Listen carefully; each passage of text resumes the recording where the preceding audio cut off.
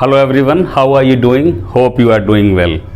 My name is Mirza Dilshad Beg and you are watching my channel English Classes with Mirza Sir. दोस्तों पिछले video lecture में हम लोगों ने conjunctions के सबऑर्डिनेट क्लॉजेस के बारे में पढ़ा था।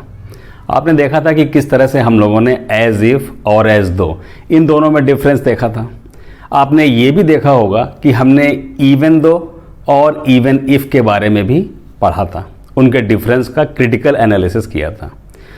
इवन से ही मुझे कुछ और भी फ्रेजेस, कुछ ऐसे वर्ड्स और कुछ ऐसे कंजंक्शंस मिले हैं जिनके बारे में आज मैं आपको इस वीडियो लेक्चर में बताऊंगा। वीडियो को एंड तक आप देखते रहिए और आपको इस वीडियो में बहुत सारी इंटरेस्टिंग बातें ऐसी पता चलेंगी जो शायद आपने इवन के बारे में अब तक ना पढ़ी हो। मैं आपको इन वर्ड्स का ना सिर्फ मीनिंग, इनका पार्ट ऑफ स्पीच, इनका स्ट्रक्चर, बल्कि आपको इनके सेंटेंसेस से भी रूबरू करा दूंगा। आइए स्टार्ट करते हैं आज का वीडियो लेक्चर। तो इस वीडियो लेक्चर में आप देखेंगे कि आज हम पढ़ने जा रहे हैं इवन के बारे में, इवन सो के बारे में, इवन एज के बारे में, इवन व्हेन के बारे में और इवन आफ्टर के बारे में। तो ये 5 ऐसे वर्ड्स इवन से हैं जिनको हमने पढ़ा तो होगा लेकिन शायद उनको इतना करीब से ना देखा हो, उनको ना समझा हो या उनको सेंटेंस में यूज ना किया हो। आइए देखिए इन वर्ड्स की हेल्प से किस तरह से हम सेंटेंसेस का फॉर्मेशन कर सकते हैं। सबसे पहले हम देखेंगे कि इवन का मीनिंग होता है एम्फेसिस ऑन सरप्राइजिंग और अनयूजुअल थिंग्स। इवन का यूज जो होता है जब हम सेंटेंस कोई बोलते हैं तो हम उसमें एम्फेसिस करते हैं, हम किसी न किसी चीज पर जोर देते हैं और वो कोई भी सरप्राइजिंग थिंग हो सकती है, कोई भी अनयूजुअल थिंग हो सकती है। सेंटेंस से पहले इसका स्ट्रक्चर भी समझ लेते हैं। जैसे स्ट्रक्चर इसका क्या होता है, इवन लगाकर हम सेंटेंस का यूज कर लेते हैं। सबसे पहले इवन लगा लेते हैं और फिर उसके बाद में हम सेंटेंस का यूज कर लेते हैं। कई बार हमारा इवन जो है वो सेंटेंस में ही बीच में भी आ जाता है, डिपेंड करता है कि हमारा सेंटेंस किस तरह का है। उसने मुझे पहचाना तक नहीं। अब यहां पर ये सेंटेंस अगर आप देखें तो कंप्लीट नहीं है। मैंने सिर्फ सेंटेंस का वो पार्ट लिखा है जिसमें मुझे इवन का यूज करना है। सेंटेंस को अगर हम देखें तो इससे पहले कोई ना कोई सिचुएशन रही होगी, उसने मुझे पहचाना तक नहीं। अब देखिए इससे अगर हम इस पूरे सेंटेंस की बात करें तो ये कुछ इस तरीके का होगा जैसे उसने सबसे हाथ मिलाया लेकिन उसने मुझे तो पहचाना तक नहीं। He shook hands with everyone but he did not even recognize me। अब आप एक चीज देखिए यहां पर कि ये जो तक वर्ड है ये किसके साथ में आया है, पहचाना तक नहीं। तो पहचाना तक नहीं तो इसका मतलब ये है जो हम अपना इवन वर्ड है वो रिकॉग्नाइज वर्ड के ठीक पहले लगाएंगे। यही बात आपको इसमें ध्यान रखनी है। he shook hands with everybody but he did not even recognise me, लेकिन उसने मुझे पहचाना तक नहीं। तो यहां पर आपने देखा हमने इवन का यूज कर लिया। सेकंड सेंटेंस देखिए, किसी ने भी खाने को छुआ तक नहीं। अब ये सेंटेंस भी इससे पहले भी कोई ना कोई पार्ट रहा होगा, जैसे उन्होंने सबको खाने पर बुलाया लेकिन किसी ने भी खाने को छुआ तक नहीं। उन्होंने सबको खाने पर निमंत्रण दिया लेकिन किसी ने खाने को छुआ तक नहीं। They invited everybody for lunch but nobody even touched the food. अब देखिए मैंने फिर यहां पर तक जो वर्ड है छुआ तक, तो यहां पे वर्ब है छुआ, छुआ तक नहीं। तो इवन जो वर्ड है वो उसी वर्ड से ठीक पहले लगा दी जाएगी, इवन टच्ड द फूड। इस बात को बहुत गौर से सुनिएगा क्योंकि यहां पर इवन का एक छोटा सा गलत यूज आपके सेंटेंस में एरर ला देगा। तो इसको इसी तरह से बनाएंगे कि they invited everybody for lunch but nobody even touched the food. किसी ने खाने को छुआ तक नहीं। तीसरा देखिएगा, लड़की ने पीछे मुड़कर देखा तक नहीं। अब इस सेंटेंस का भी जो फर्स्ट पार्ट है वो यहां पर मैंने नहीं लिखा है। इसको सिचुएशनल अगर देखें तो कुछ इस तरीके से आएगा कि मैं बहुत देर तक खड़ा रहा लेकिन लड़की ने पीछे मुड़कर देखा तक नहीं। I stayed there for a long time, but the girl did not even looked at me. तो यहां पर देखिए उसी जगह पर मैंने इवन का यूज किया है जहां पर इसकी रिक्वायरमेंट थी। नेक्स्ट देखिएगा, वह मुझसे मिलने आया तक नहीं। इसका भी पार्ट 1 जो है सेंटेंस, अगर मैं इसको पूरा करूं तो ये कुछ इस तरीके से होगा कि मैं इतनी दूर से आया था फिर भी वो मुझसे मिलने आया तक नहीं। I came after covering a long distance yet he did not even came to visit me. मुझे तक भी नहीं पता कि उसे क्या हुआ। मुझे तक भी नहीं पता कि उसे क्या हुआ। अब इस सेंटेंस में हम अब इस स्ट्रक्चर का यूज कर सकते हैं जिसमें इवन पहले दिया है और सेंटेंस का यूज बाद में किया गया है। हालांकि अभी ऊपर के जो 4 सेंटेंस थे उसमें हमने इवन का जो यूज था वो बीच में किया था, शुरू में नहीं किया था। अभी हम इसको शुरू में भी यूज कर सकते हैं, वो मैं बाद में बताऊंगा। तो देखिए, मुझे तक भी नहीं पता कि उसे क्या हुआ। Even I don't know what is wrong with her. Even I don't know what is wrong with her. मुझे तक नहीं पता कि उसे हुआ क्या है। तो देखिए, इसमें इवन का यूज पहले हो गया। फिर देखिएगा, यहां तक कि शेरा भी पैसों में खेल रहा है।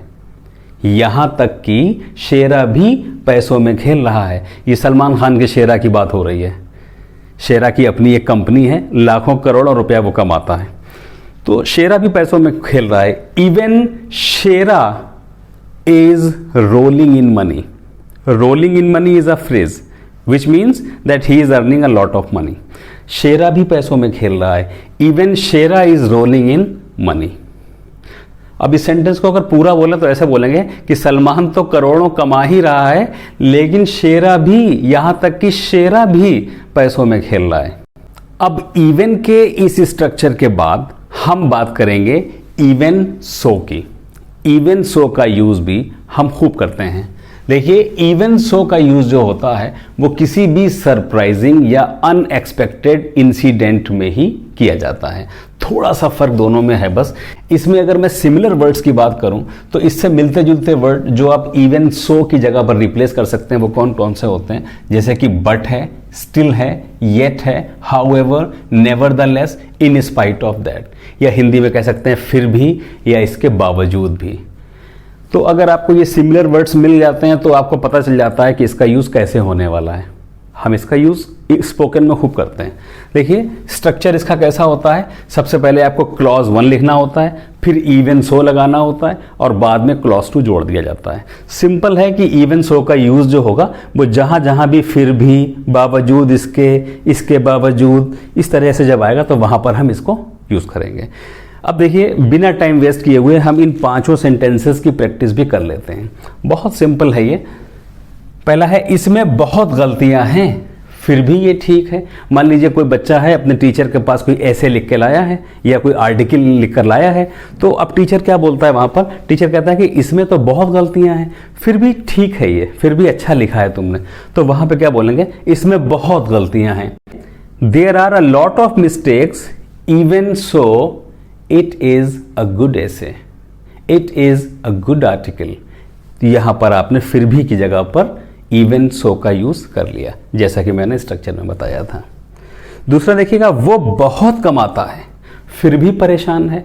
अब दोनों ही फैक्ट आप देखिए कितना सरप्राइजिंग है, क्योंकि ज्यादा कमाने वाले से आप ये एक्सपेक्ट नहीं करते हैं कि वो परेशान रहता होगा, लेकिन यहां पर तो ऐसी ही सिचुएशन है, सरप्राइजिंग है ना। एम्फेसिस जो है वो सरप्राइजिंग फैक्ट पर हो रहा है या फिर एक अनएक्सपेक्टेड इंसिडेंट पर हो रहा है। तो वो बहुत कमाता है फिर भी परेशान है। He earns a lot of money even so he is hand to mouth, वो फिर भी परेशान है। थर्ड देखिएगा, मैं उससे इजहार करता हूं बावजूद इसके वो समझ नहीं पाती। इस तरह के सेंटेंस यूथ बहुत बोलते हैं कि मैं उससे बार बार प्रपोज तो करता हूं लेकिन वो मेरी बात ही नहीं समझ पाती है। तो इसको देखिए कैसे बनाएंगे, मैं उससे इजहार करता हूं, I express my feelings, I express my feelings even so वो समझ नहीं पाती, she does not understand me. इस तरीके से इसको बना लेंगे। वो मुझसे प्यार करती है फिर भी इजहार नहीं करती। अब देखिए दोनों सेंटेंस काफ़ी मिलते जुलते हैं। इसमें मैंने जो पोर्शन क्लॉज 1 में था, अब मैंने वो क्लॉज 2 में डाल दिया। पहले वो इजहार करता है लेकिन वो समझ नहीं पाती, इसमें मैंने क्या कर दिया कि वो प्यार तो करती है लेकिन इजहार नहीं करती है। तो इसको कैसे बनाएंगे? मुझसे प्यार करती है फिर भी इजहार नहीं करती। She loves me even so she does not express her feelings. बहुत सिंपल है, इसमें कोई भी ऐसी चीज़ नहीं है जो आपको समझ में ना आए। अगला देखिएगा, उसके पास कार है फिर भी चलाना नहीं जानता। देखिए भाई, जिसके पास कार है वो नेचुरली चलाना जानता है। अब अगर चलाना नहीं जानता है तो वहाँ पर आप थोड़ा सा सरप्राइजिंग फैक्ट फिर भी इस तरीके से डालेंगे।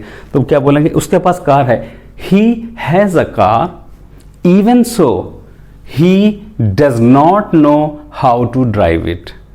वेरी सिंपल, इस तरह से सेंटेंस आप बना सकते हैं। इवन और इवन सो के बाद अब हम पढ़ेंगे इवन एज और इवन व्हेन। इवन एज और इवन व्हेन में क्या डिफरेंस होता है, आइए देखते हैं। सबसे पहले है इवन एज। इवन एज का मतलब होता है एट द सेम मोमेंट, यानी जिस वक्त हम कोई काम कर रहे हों ठीक उसी पल, ठीक उसी वक्त। इसका देखिए, अगर हम सिनोनिम्स की बात करें तो इसके जो सब्स्टिट्यूट्स हैं वो कौन कौन से हैं? हम इसकी जगह पर वाइल लगा सकते हैं, जस्ट एज का यूज़ कर सकते हैं, विल्स्ट का यूज़ कर सकते हैं, एट टाइम दैट का यूज़ कर सकते हैं। और ये एक तरह का कंजंक्शन है। अगर इसके पार्ट्स ऑफ स्पीच की बात करें तो इवन एज जो है it is used as a conjunction in English grammar. Meaning Hindi में अगर बात करें तो ये होता है जैसे ही और वैसे ही। एक ही सेंटेंस में इसका यूज इस तरह से होता है। स्ट्रक्चर देखिएगा, इवन एज सबसे पहले लगाते हैं, फिर क्लॉज 1 का यूज इसके साथ लगाया जाता है, कॉमा लगा के फिर क्लॉज 2 लग जाता है। जैसे ही वो कुछ बोलती है सब चुप हो जाते हैं। जैसे ही वो कुछ बोलती है सब चुप हो जाते हैं। अब देखिए यहां पर यूज हमें करना है इवन एज का। इवन एज जैसे ही की जगह पर इवन एज लग जाएगा। Even as she speaks something, सब चुप हो जाते हैं। एवरी वन कीप्स क्वाइट, ये सेंटेंस हमारा बन जाएगा। दूसरा देखिएगा, जैसे ही मैं उसे देखता हूं वो मुस्कुरा देती है। जैसे ही मैं उसे देखता हूं वो मुस्कुरा देती है। तो इसको ऐसे बनाइए, even as I looks at her she smiles. जैसे ही मैं उसे देखता हूं वो मुस्कुरा देती है। तीसरा देखिएगा, जैसे ही वो गलती करता है मैं उसे रोक देता हूं। Even as he commits mistake I stop him. बहुत सिंपल है। चौथा देखिएगा, जैसे ही मुझे भूख लगती है मैं कुछ खा लेता हूं। Even as I feel hungry I take something या आई ईट समथिंग। इस तरह से ये सेंटेंस बन जाएंगे। लास्ट देखिएगा, जैसे ही तुम जाती हो मैं बेचैन हो जाता हूं। ऐसे सेंटेंसेस बहुत कॉमन हैं, जनरली हम लोग अपने फ्रेंड्स के साथ में बोलते भी हैं, यूज करते हैं। तो ये सेंटेंस बहुत इजीली बन जाएगा, जैसे ही तुम जाती हो मैं बेचैन हो जाता हूं। Even as you leave me I become restless. मैं बेचैन हो जाता हूं। आइए आगे देखते हैं इवन व्हेन के यूज को। इवन व्हेन क्या होता है? इवन व्हेन क्या होता है, इसको हम ओकेजनली के अकॉर्डिंग यूज करते हैं, यानी कि कोई काम जब हम अवसर पड़ने पर कोई करते हैं। और इसका सिमिलर वर्ड है एज व्हेन। इवन व्हेन या एज व्हेन हिंदी में अर्थ ऐसे होता है जैसे जब भी तब भी। स्ट्रक्चर इवन व्हेन पहले यूज करते हैं, फिर क्लॉज 1 फिर क्लॉज 2। ठीक वैसे ही जैसे इवन एज आता था पहले, फिर क्लॉज 1 क्लॉज 2 आता था, ठीक वैसे ही इवन व्हेन पहले आ जाएगा, क्लॉज 1 क्लॉज 2। सेंटेंसेस इसके देखिए, सेंटेंसेस से समझ में और आ जाएगा। जब मैं उससे अच्छी बात भी करता हूं तब भी उसे बुरा ही लगता है। इस तरीके से भी कह सकते हैं।